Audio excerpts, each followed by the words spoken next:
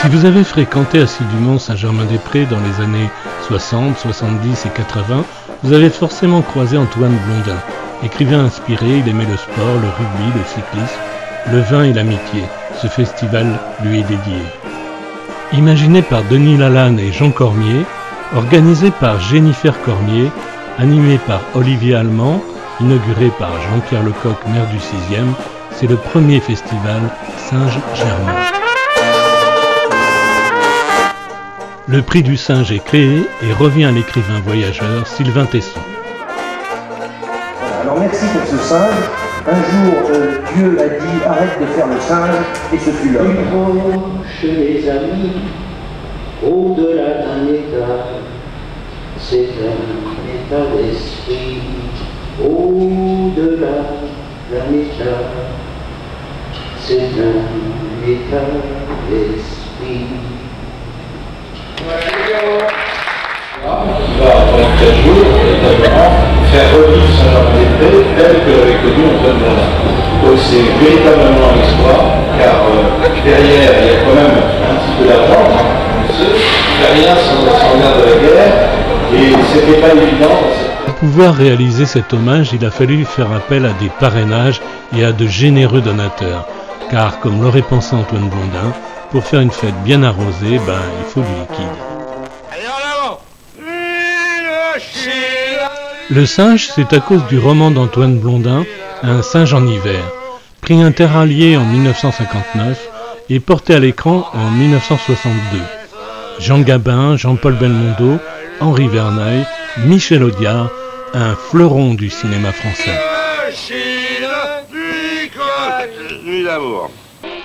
Pour la première fois, une étape du Tour de France à Saint-Germain-des-Prés. Tout le monde est là, Yvette Horner, Jean Cormier, la voiture suiveuse de Blondin, le directeur de course Christian Prudhomme et l'ancien Jean-Marie Leblanc.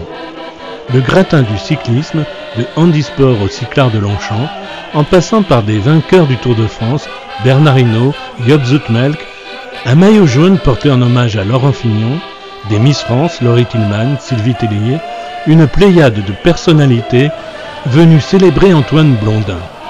Il a couvert 27 Tours de France pour le journal L'Équipe et il rêvait d'une étape olé olé à Saint-Germain-des-Prés.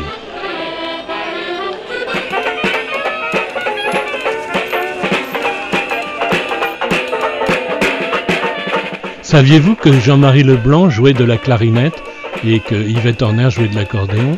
Elle remet à Valérie Fignon un trophée à la mémoire de son mari, Laurent Fignon.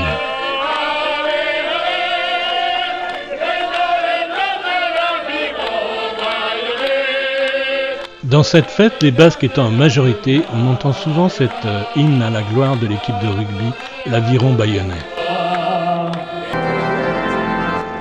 Jean Cormier est familier avec Monseigneur Emmanuel Lafont, évêque de Cayenne et auteur de l'ouvrage Le curé de Soweto, où il raconte son combat contre l'apartheid dans l'ombre de Desmond Tutu et Nelson Mandela.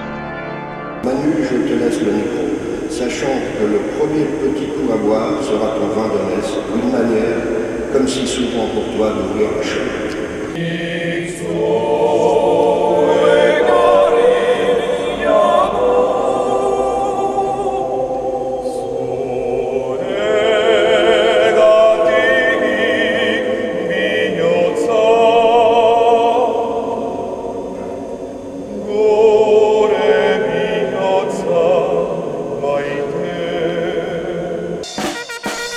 Ça y est, la messe est dite. Créé il y a 24 ans par Jean Cormier, le 13e marathon des leveurs de coude peut commencer. Le but est de boire à l'aide d'un tasse-vin 2 à 3 centilitres de vin dans 42 bistrots de Saint-Germain-des-Prés. 42 comme les kilomètres du marathon sportif.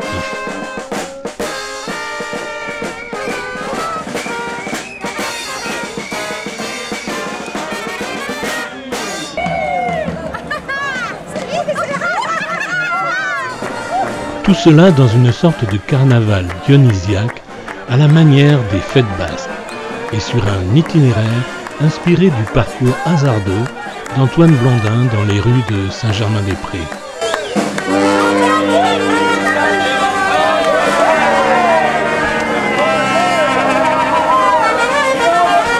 Les concurrents consomment tous le même vin.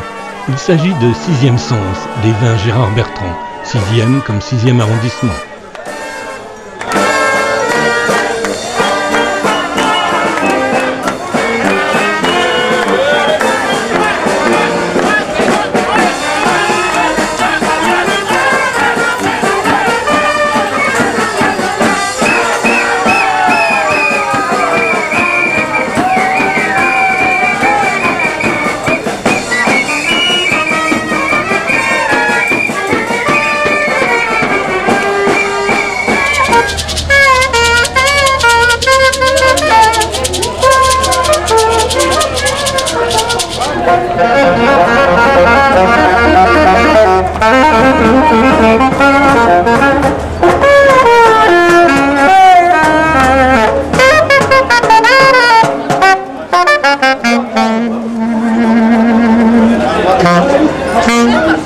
Avec un bon petit coup de pénard, j'accepterai.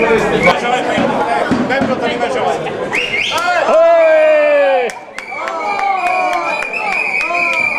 Même dans le ruisseau, je le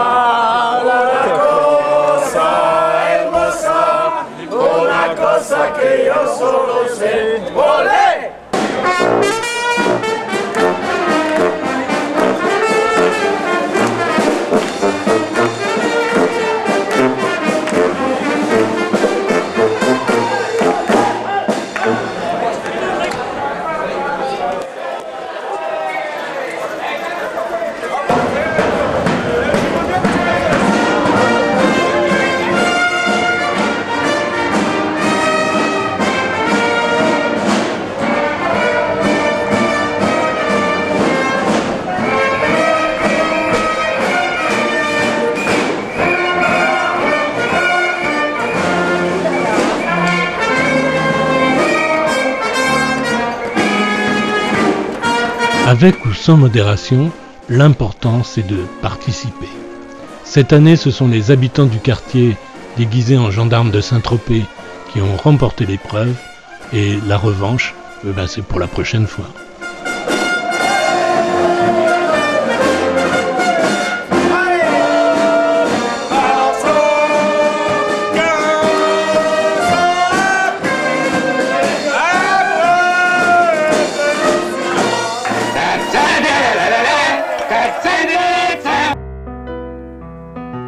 S'il est vrai que les chiffres lui étaient étrangers et que rien ni personne n'y pouvait rien changer, Antoine Blondin, enfin Blonvin, tant il fut divers.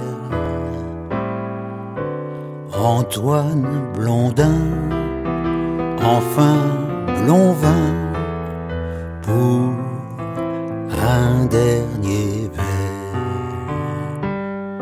offert au Saint-Germain du temps, où le clan des singes au printemps,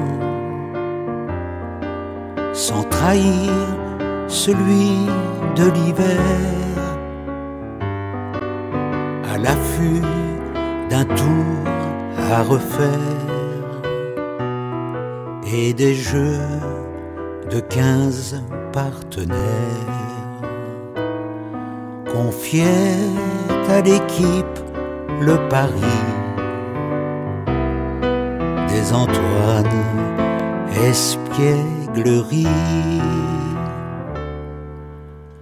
Antoine Blondin, enfin Blonvin, tant il fut divers.